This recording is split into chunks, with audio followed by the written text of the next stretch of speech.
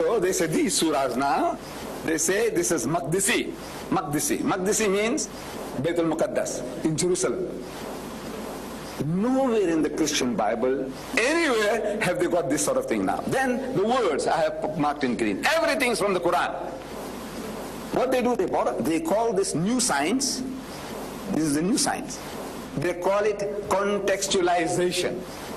Contextualization. It was a new word for me.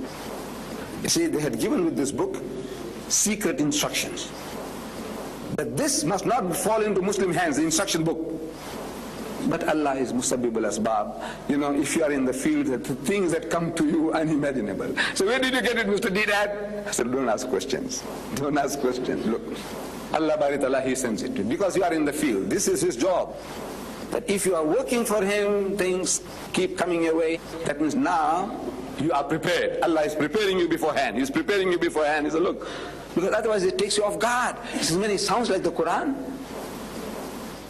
Could it be that they invented it? No. They're copying about from Surah Maryam. You read there, Zikru Rahmati Rabbika Abdahu Zakaria.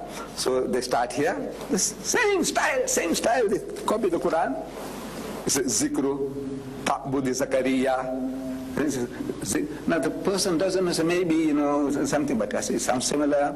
Then Al-Muttaqeen, wa ma kana Shaykhun Kabir, Lidkhul al-Mihrab. All these are phrases from the Quran which they are putting that in the New Testament to catch the Arab fish. That this Arab fellow, ignorant Arab, you know, he will fall for this. So naturally, the Arab who understands is mispronouncing so many things. He reacts. He was lucky, you know, that there was an exit from the back. Otherwise, I feared for him. Some of the things I didn't mention, you know, something that you can remember, that the book that he gave me in the previous debate, you were there, ya Sheikh. You know, he gave me that green parcel. He said, you know, we Arabs, when we are taught that when we go to meet a friend, we don't go empty-handed. So he's got a point. Look, the Muslim is empty-handed. He came along with this parcel, he gave it to me. But he didn't know what he was doing. This is Allah's way. This Bible is one of the most valuable Bibles you can get. This is what is called a red letter Bible. Red letter Bible. Everything that Jesus spoke is in red. Easy for you to find. You know how much easy it makes for us now to talk to them? With this Bible. Red letter. Whatever Jesus said is in red. So let's say we accept that is Injil. Let us say that every word that Jesus spoke that is in red is we accept. For the sake of argument, we accept. So let's have a look. What did Jesus say? You say the New Testament is the Injil? He said yes. So well, let's have a look. The New Testament has 27 books. 27 books. Out of the 27, in this particular one, 21 out of 27 has not got a red dot or a dash or a doodle. Not even a scribble. Not even a smudge. Not even a red smudge. 21 out of 27. How many percent is that? You work it out. Then in the New Living Bible, also red letter, 23 out of 27. There's not even a red dot or a dash or a doodle. And you say this is the Injil. You say this is the Injil. You didn't even quote Jesus. Leave out Jesus, God talking to him. But you didn't even quote Jesus in 23 out of the 24 books. He is not even quoted, not even once. And you say this is the Injil.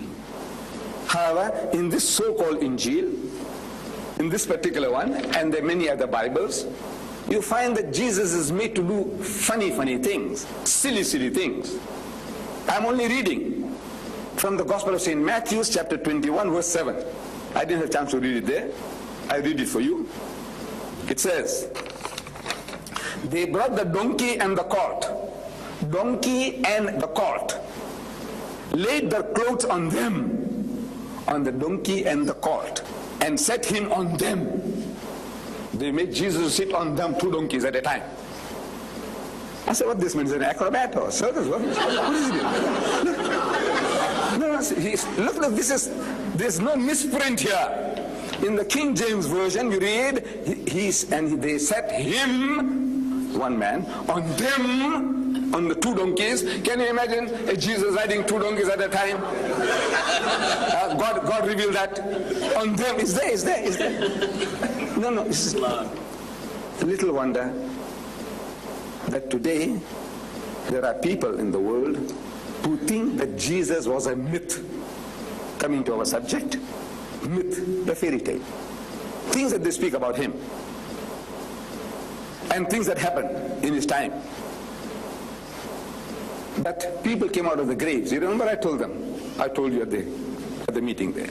In the gospel, that Jesus, when he was crucified, the graves opened up, and the people came out of the graves, and they walked the streets of Jerusalem, left, right, left. People, but they were wearing napkins or skeletons. What? When you come out of the graves, after having slept there for 50 years, 100 years, what do you come out with? And they walked the streets of Jerusalem. Full stop. Full stop. What happened to them? What did they do? Nothing. Who saw them? Nobody. Out of the 27 books of the New Testament, only Matthew saw. Can you imagine? 26 books, there's not one word of such a stupendous happening. People in London or Birmingham coming out of the graves and walking the streets, and nobody sees. Wallahi, it will be world news. No? Even in some village in England, if this thing happened, it will be world news. The whole world will know by satellite. Everybody knows that, in certain little town or village in England, the people came out of the graves and walked the streets. And then what did they do? What did they do? They went back to sleep again? Can you imagine? You came out of the grave. Let's say it was you. You came out and you march with the group, and what do? Go back and sleep? Wouldn't you like to go and see your wife and children? Huh?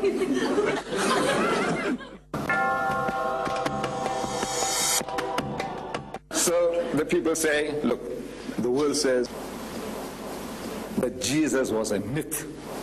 This is a fairy tale. There's no such thing as Jesus.